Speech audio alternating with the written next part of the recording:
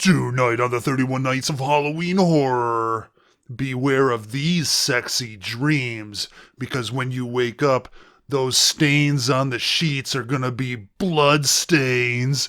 Tonight's movie, Erotic Nightmare.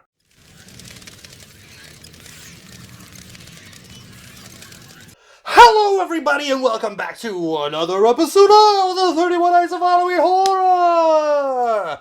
Triskaidekaphilia! And tonight we are continuing on with the trilogy of Hong Kong horror.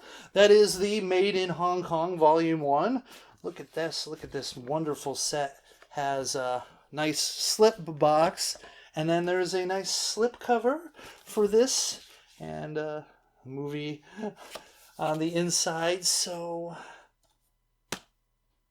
after last night's The Deadly Camp, which was quite disappointing, we are going to step it up a notch with a movie that I'm sure a bunch of you are going to just love by name only, and some of you might be like, man, why are you doing another one of these type of movies? Well, you know what, it's all about variety. Also, came with the box set. Come on. So tonight's movie is Erotic Nightmare. Yes, Erotic Nightmare. So what is Erotic Nightmare about? Well, it is about a businessman. A businessman who, while out on a site visit, apparently he's involved in real estate, I believe, something like that. He meets this man who says that he's a salesman and he's going to sell him a dream. And of course, you know, the businessman's like, whatever, I'm not interested. He's like, no, come on, let me give you a sample. Here's my card. And then he does something, and a tattoo of a woman ends up on his hand. So that night, when he goes to sleep, he has a wildly erotic dream. Very real, very sensual, very stimulating. Anyways, so of course, he's like, okay, this was pretty good, so maybe I should get services from this guy and make the dreams even better, even more sensual.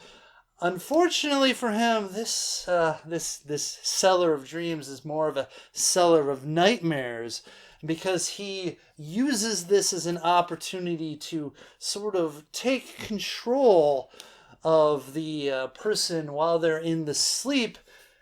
And while they're dreaming, they do things, bad things, horrible things. One could even say murderous things.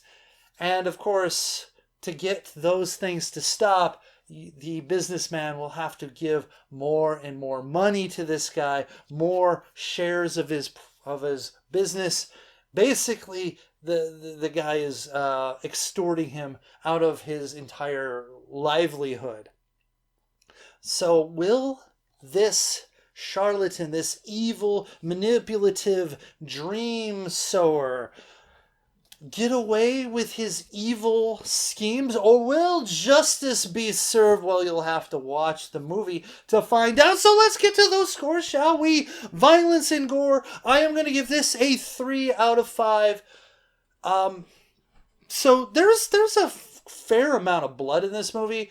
Most of the kills, and there's not a lot of kills, happen off screen, kind of aftermath type things, but there is quite a bit of blood, and there's a bit of violence. Unfortunately, there's some really not cool domestic violence going on.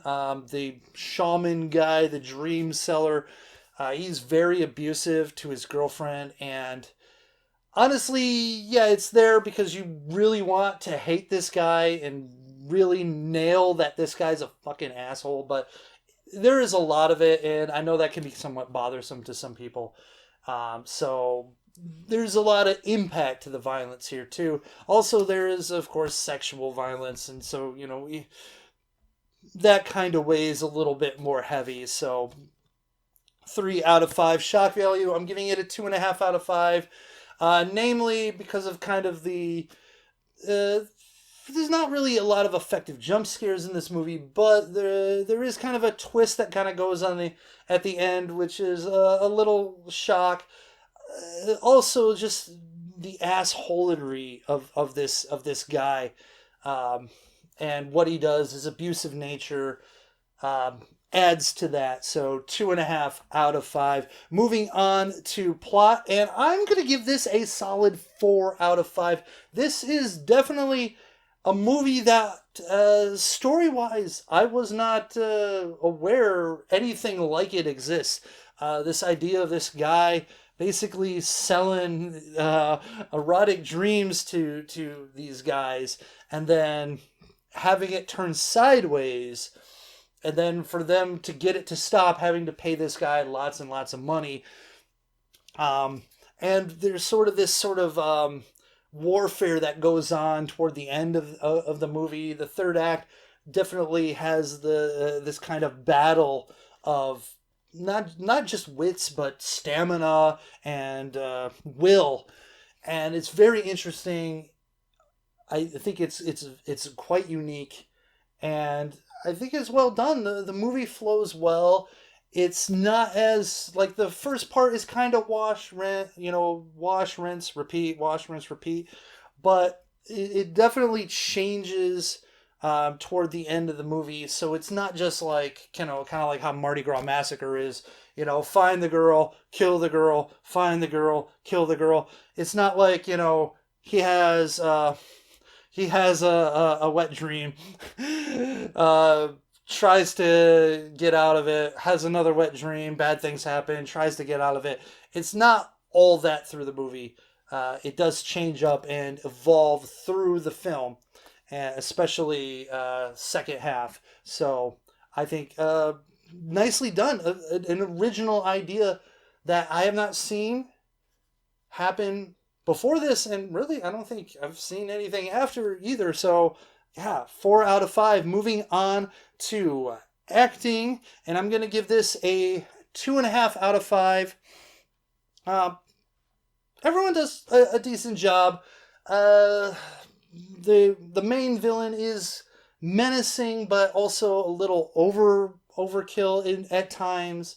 The scenes, the acting can get a little silly, but overall, I think it's mostly average. I mean, the dreams are definitely kind of overdone, and maybe that's supposed to be what it is because of the dreamy nature of it. And I guess in a way you could consider this sort of also a horror comedy in a way, though the comedic elements are more like in the absurdity of certain situations more than like it just trying to be like funny by saying jokes here and there. Plus the seriousness of the actions of the main villain really kind of take away. So it's more it's a horror movie with absurd elements that can be viewed comically, I guess. I don't know. Anyways, but the acting for the most part pretty average. The dream acting's pretty overblown though. So yeah, 2.5 out of 5. Moving on to a nudity and a movie that is called Erotic Nightmare. Definitely delivers in this. It's 5 out of 5. Like, these dreams are definitely dreams, and there is a lot of things to look at, and there is a lot of action in these dreams. Action. So yeah, it definitely delivers in that aspect, and I mean, like, if you're gonna have that be your name, I guess you definitely have to bring it, and they brought it. So there you have it, 5 out of 5. Moving on to enjoyment factor, and I'm going to give this a solid 3.5 out of 5. I mean, I love the premise of the movie. I love the story of the movie. It's unique. It's fresh. It works well. Sure, I would love for some of the kills to be kind of seen, but I plot wise it does make sense because you're trying to figure, at the beginning, figure out like, are these deaths related to the dreams and things like that? But I mean, they could have really gone more hardcore in the scenes where he's trying to remove the tattoos by cutting the skin off. That definitely would have added to the violence and gore score, and probably also the shock value. But they kind of pulled their punches a little bit, which is sad. But otherwise, I love the premise. I love the concept. I love the execution. I love the ending. It works. It works well. So yeah, 3.5 out of 5. Like I said, there's a few things that they could have cleaned up acting wise. But all in all, fun movie, an entertaining movie. 3.5 out of 5. My overall impression is a 3 out of 5. An original movie that is very full of boobs. So if you don't like a lot of boobs, you're probably not going to like this one.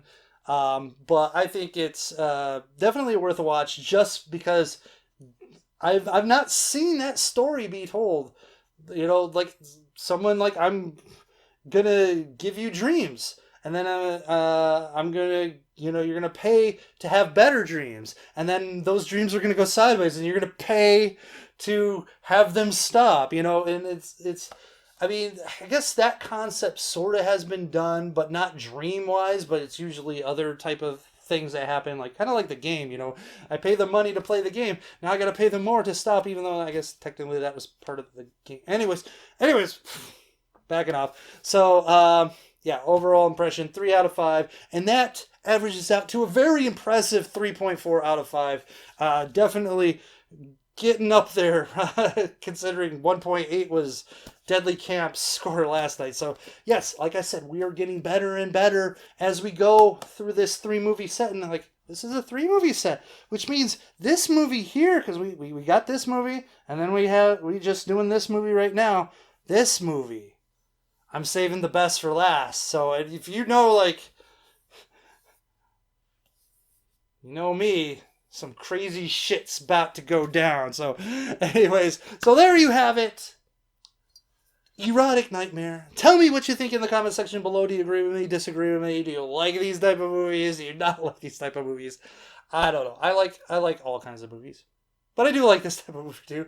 But it was part of the set. It was part of the set. It was part of the set. It wasn't like I need Erotic Nightmare. It's like, no, I'm getting this set.